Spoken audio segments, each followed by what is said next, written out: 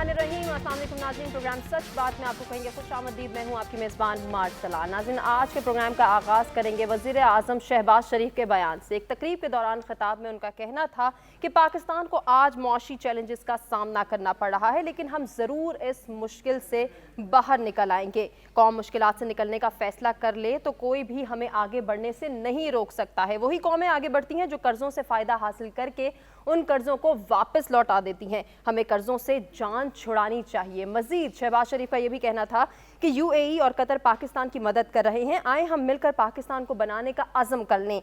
हम मिलकर पाकिस्तान का खोया हुआ मकाम भी दिलवाएंगे। जो इंटरेस्टिंग और अहम बात शहबाज शरीफ ने कही है, उन्होंने ये कहा कि चीन पाकिस्तान का भरपूर साथ दे रहा है। चीन से $1 अरब भी आ चुके हैं।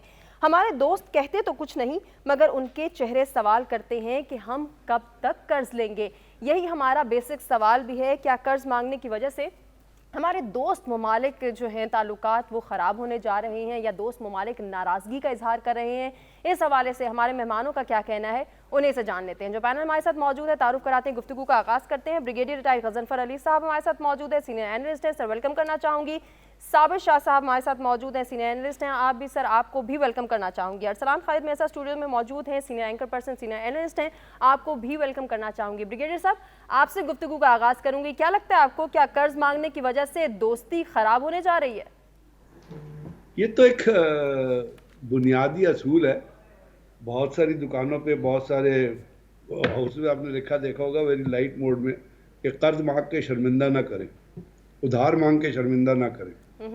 ये तो दुनिया का असूल है कि उधार मांगेंगे तो शर्मिंदा होंगे, और बार बार उधार मांगेंगे तो उधार मांगने वाले भी तंग आ जाएंगे। और पाकिस्तान की कुछ इकोनॉमिक कंडीशन ऐसी रही है कि हम बार बार लोगों के सामने हाथ फैलाने खड़े हो गए। अभी आपने चाइना का जिक्र किया, चाइना के हमने कर्जे वापस किया था, जो हमने 18 दिन पहले वापस कर दिया था, तो उन्होंने जो वापस किया था वो उन्होंने दोबारा रोल ऑन करके आपको $1 बिलियन दे दिया।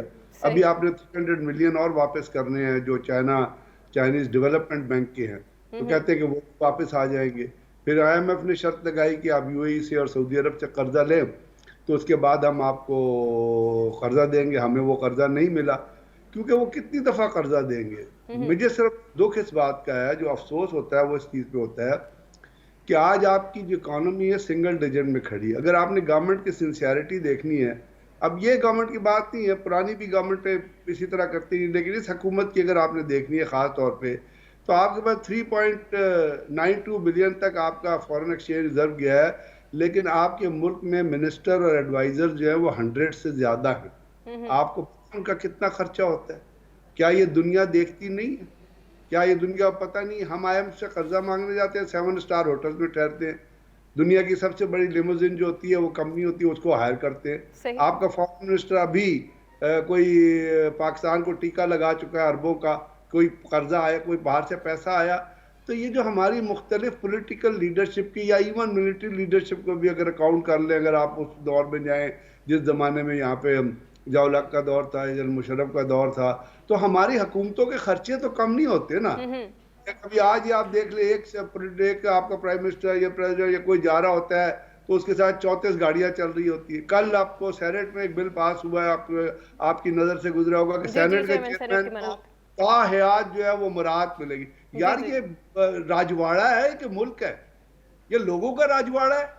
ये बनाना रिपब्लिक से वर्स्ट मुल्क है जहां पे इस किस्म के आप अपना लेजिस्लेशन पास करते हैं कि ताउम्र आपने कौन सी खिदमत की है मुल्क की सेनेट चेयरमैन ने, या पुराने सेनेट चेयरमैन कौन सा दूध की नहरें यहाँ बही हैं कि आप उनको पूरे मुल्क उनको सारी उम्र जो उनको मुराद देंगे, क्योंकि पाकिस्तान को खाने के लिए जब लोग।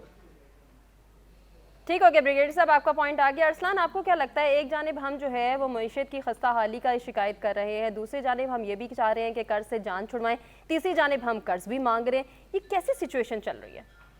जी बहुत शुक्रिया हुमा। मेरे ख्याल से बड़ी तफसील से ब्रिगेडियर साहब ने सारे मामले पर रोशनी डाली है।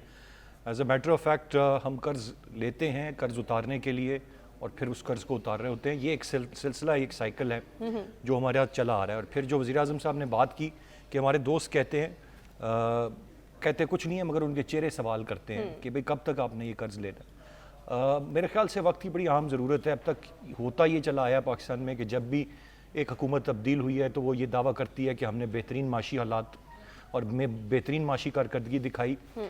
جو نئی حکومت آتی ہے یہ ہم بچپن سے سنتے چلے آ رہے ہیں, جب کوئی نئی حکومت آتی ہے اس کے پہلے 2-3-4 مہینوں کے سٹیٹمنٹس یہ ہوتے ہیں کہ ہمیں خزانہ خالی ملا ہے, جی ملک بڑے مشکل حالات سے گزر رہا ہے. پھر اس کے بعد جو حکومت جاری ہوتی ہے وہ دعوے دار ہوتی ہے کہ ہم نے بہت بہتر نمبرز تھے ہمارے.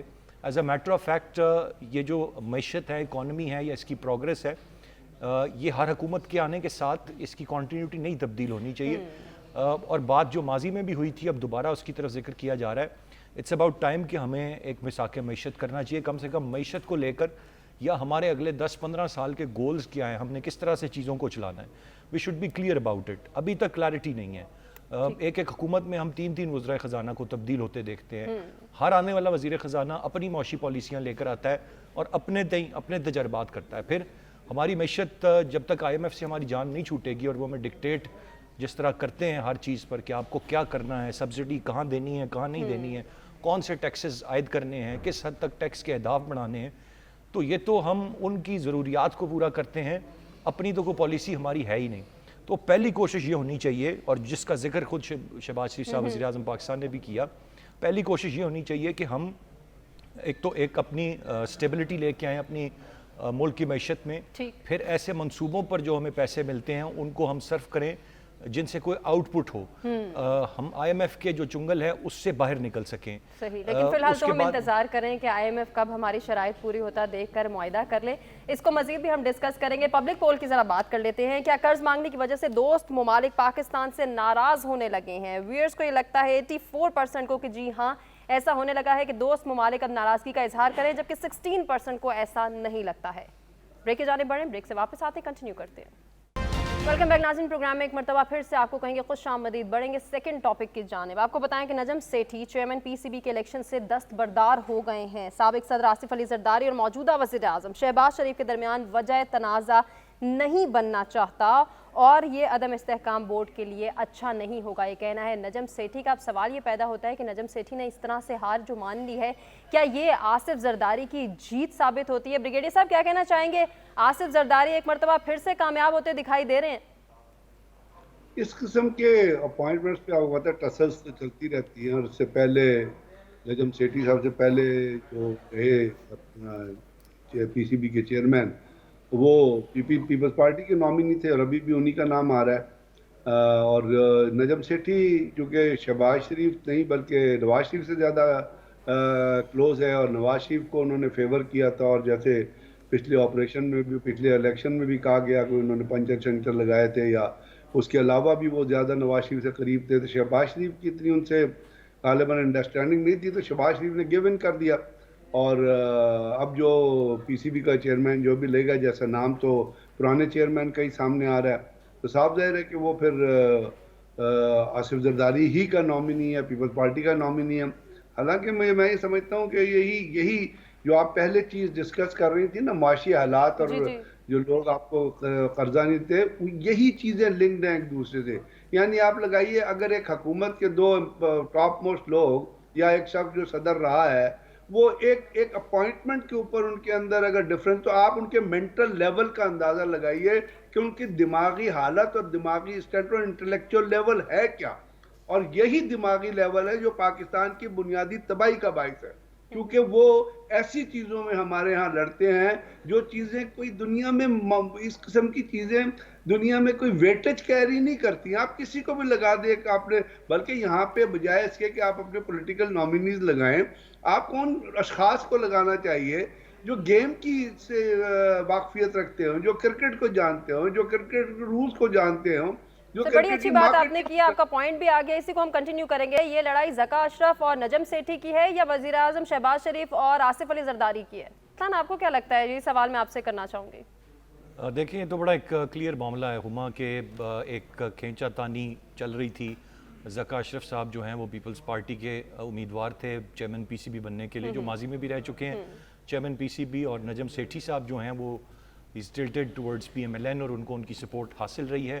انہوں نے بھی پہلے سرو کیا. As a matter of fact Najam Sethi صاحب کی اگر ٹریک ریکارڈ یا پرفارمنس دیکھی جائے تو وہ کمپیریٹیولی بہتر رہی ہے. PSL کا آغاز کروانا, پھر PSL کو شروع میں پاکستان پہلا میچ لے کے آنا, گو کہ بڑا ہدف تنقید بھی رہے, لیکن اسی کے ثمرات ہم نے آنے والے وقت میں دیکھے کہ کس طرح پاکستان میں جو کرکٹ کے دروازے بالکل بند ہو چکے تھے، بین الاقوامی کرکٹ بھی آئی، یہ تمام تر چیزیں ہوئیں. یہ سلسلہ انہی کے دور سے شروع ہوا تھا. اب اس وقت ایک کھینچا تانی چل رہی تھی. پیپلز پارٹی چاہتی تھی ذکا اشرف صاحب پی سی بی کے چیئرمین ہوں، کیونکہ نجم سیٹھی صاحب کچھ مہینوں تک سرو کر چکے ہیں. اس سے پہلے رمیز راجہ صاحب کو ہٹایا گیا تھا. تو یہاں پر بالآخر جیت ان کی ہوئی ہے، اور پیپلز پارٹی ابھی اپنی بات منوا رہی ہے. بجٹ کے معاملے پر بھی جس طرح سے سیلاب متاثرین کے فنڈز پر انہوں نے ایک اعتراض اٹھایا، وہ بھی بات منوائی گئی. بریگیڈ صاحب سے بصد احترام میں صرف ایک بات سے یہاں پر ڈس ایگری کروں گا، جو وہ بات کر رہے تھے کہ کرکٹر کو پی سی بی کا چیئرمین ہونا چاہیے. تو ہم نے ابھی رمیز راجہ صاحب ایکس کرکٹر ہیں، ان کو ہم نے پی سی بی کا چیئرمین دیکھا. کمپیریٹیولی پرفارمنس ان کی اتنی بہتر نہیں رہی. زیادہ جس کو کہتے ہیں شو آف وہ زیادہ کرتے تھے سپورٹس بوائے کی طرح، بٹ پرفارمنس اس طرح نہیں تھی جس طرح ابھی یہ ایشیا کپ کے معاملے کو لے کر بڑی ٹف نیگوسیشن نجم سیٹھی نے کی ہیں، اور بی سی سی آئی کے ساتھ ڈیل کرنا آسان نہیں تھا. اور پھر اگر کرکٹر کرکٹ کو بہتر سمجھ کے کرکٹ کے معاملات کو رن کر سکتا ہوتا تو انفارچونیٹلی کرکٹر تو ملک کا وزیر اعظم بھی بن گیا تھا. اور اس کے بعد جتنی تباہی کرکٹ کی ہوئی، اور جس طریقے سے ڈپارٹمنٹل کرکٹ، مجھے صرف یہ ختم، جس طریقے سے ڈپارٹمنٹل کرکٹ کو ختم کر کے سینکڑوں ہزاروں لوگوں کو بے روزگار کر دیا، تو وہ تو کرکٹر تھا، ملک کا وزیر اعظم تھا، اس نے یہ کام کر دیا. تو میرے خیال سے کرکٹر کرکٹ کے معاملات کو چلائے، یہ مینجمنٹ ہے ٹو رن ٹو نیگوشیٹ. اس کے لیے لازمی نہیں ہے کہ کرکٹر ہو. میری یہ رائے ہے. بریگیڈ صاحب کی بہرحال بات اپنی جگہ. بالکل آپ کا پوائنٹ بھی آ گیا ہے. ناظرین پبلک پول کی بھی بات کر لیتے ہیں. نجم سیٹھی کا پی سی بی کے الیکشن سے دستبردار ہونا کیا آصف زرداری کی جیت ہے؟ 56% کو ایسا ہی لگتا ہے، جبکہ 44% اس کی نفی کر رہے ہیں. بریک کی جانب بڑھیں. Stay with us. Welcome back ناظرین. پروگرام میں ایک مرتبہ پھر سے آپ کو کہیں گے خوش آمدید. بڑھیں گے آج کے تیسرے ٹاپک کی جانب. آپ کو بتائیں کہ استحکام پاکستان پارٹی کے حوالے سے بہت ساری باتیں آ رہی تھیں سامنے کہ کیا نون لیگ کے ساتھ سیٹ ایڈجسٹمنٹ ہوگی، پیپلز پارٹی کے ساتھ سیٹ ایڈجسٹمنٹ ہوگی، یا پھر استحکام پاکستان پارٹی اپنی آزادانہ حیثیت میں ہی الیکشن لڑنے جا رہی ہے. تو آج کی خبر کے حوالے سے اگر آپ کو بتائیں تو یہ فیصلہ سامنے آیا ہے. استحکام پاکستان پارٹی کی ترجمان فردوس عاشق اوان نے کہا ہے کہ استحکام پاکستان پارٹی اپنی آزادانہ حیثیت سے ہی الیکشن لڑے گی. بریگیڈیئر صاحب میرا آپ سے یہ سوال ہوگا کہ استحکام پاکستان پارٹی نے اپنے ممبران کو نون لیگ حکومت سے بھی الگ ہونے کا حکم دیا ہے. کیا سمجھتے ہیں آپ، کیا استحکام پاکستان پارٹی اگر آزادانہ حیثیت میں الیکشن لڑتی ہے تو کوئی خاطر خواہ کامیابی حاصل کر سکے گی؟ میں تو اس کے اوپر میرا خیال کامنٹ کرنا جو ہے وہ بہت ہی ایک فریولس سی چیز ہے، کیونکہ یہ نہ یہاں پہ وہ ایک ایم این اے ہیں سارا، انہوں نے ایک بیان دیا تھا، میں اس بیان کی حمایت کرتا ہوں. انہوں نے کہا تھا انڈیا نے کچرے سے بجلی بنائی ہے، یہاں استحکام پاکستان پارٹی بن گئی ہے. ابھی مطلب یہ کیا اس کی کیا ریزولوشن ہے، مجھے تو نظر نہیں سمجھ آتی. اور جس کی پھر آپ نے کہا کہ ان کی اسپوکس وومن جو ہیں وہ فردوس عاشق اوان ہے، جو 8-10 پارٹیاں پہلے تبدیل کر چکی ہیں، اور جتنے لوگ یہاں پہ ہیں آئی ڈونٹ تھنک سو. مجھے نہیں لگتا جو آج ٹرینڈ آج جو ہے پاکستان میں، یا جو لوگوں کی آج جو پولیٹیکل اورینٹیشن ہے اس کے اندر کوئی یہ پارٹی کو ریلیونس رکھتی ہے. میں جگہ کی نہیں بات کر رہا، میں آپ کو ریلیونس کی بات کر رہا ہوں. ان کی پولیٹیکل ریلیونس کوئی نہیں ہے. مطلب ہے جہانگیر ترین صاحب بذات خود میں ان کو ایک بہت قابل آدمی سمجھتا ہوں، ہیں قابل. وہ میرا خیال پاکستان کے پڑھے اگر سیاستدانوں کا آپ کیٹیگرائز کریں تو ایک ویژنری لیڈر کے طور پہ، ایک ویژنری پرسن کے طور پہ وہ ہیں جو اپنا کاروبار بھی بڑا اچھا چلاتے ہیں، اور ان کی نالج بھی بہت ہے، اچھی ہے، اور پڑھے لکھے سیاستدان ہیں. لیکن اب جب اس قسم کے لوگوں کے درمیان وہ گھر جائیں گے تو ان کی کیا ریلیونس رہ جائے گی. مجھے نہیں لگتا کہ یہ کچھ بھی کر لیں، یہ مطلب نیا کوئی ایشو بھی ایجاد کر لیں تو یہ کوئی ریلیونس بنا سکتے ہیں. ٹھیک ہو گیا بریگیڈ صاحب، آپ کا پوائنٹ آ گیا. ارسلان آپ کو کیا لگتا ہے؟ میرے خیال سے پارٹی کا نام جو استحکام پاکستان پارٹی ہے، پہلے تو اس کو مستحکم ہونے کی، استحکام پارٹی کے اندر لانے کی ضرورت. بریگیڈ صاحب نے وہ سائرہ بی بی ہیں جن کے بیان کا حوالہ دیا، تو انہوں نے کہا کہ پارٹی لیڈرشپ تو آ گئی ہے، پارٹی کے ورکر بھی کہیں نہ کہیں سے آنے چاہیے. وہ واحد پارٹی ہے جس کے پاس لیڈرشپ ہی ہے، ابھی تک ورکر نہیں.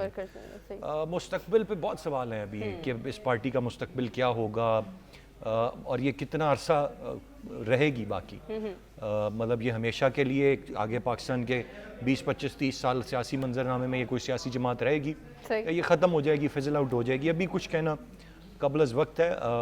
چیزیں यकीनन जो तमाम तर लोग इन पॉलिटिकल पार्टीज़ में गए हैं उनका अपना बड़ा लिमिटेड सा वोट बैंक है, वो उसके साथ किसी एक पॉलिटिकल पार्टी उसका इंतखाबी निशान होता है, फिर वो मिलकर आप जीतते हैं इलेक्शंस को।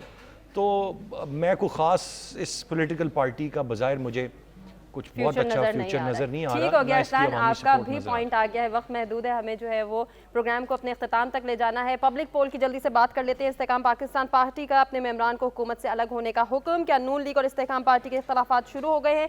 42% को लगता है जी हाँ और 58% इसकी नफ़ी करते दिखाई दे रहे हैं। नाज़रीन, अपने तमाम मेहमानों का शुक्रिया अदा करेंगे जिन्होंने अपने कीमती वक्त और कीमती तजज़िये से आगाह किया, और आपसे इजाज़त चाहेंगे। अल्लाह निगहबान।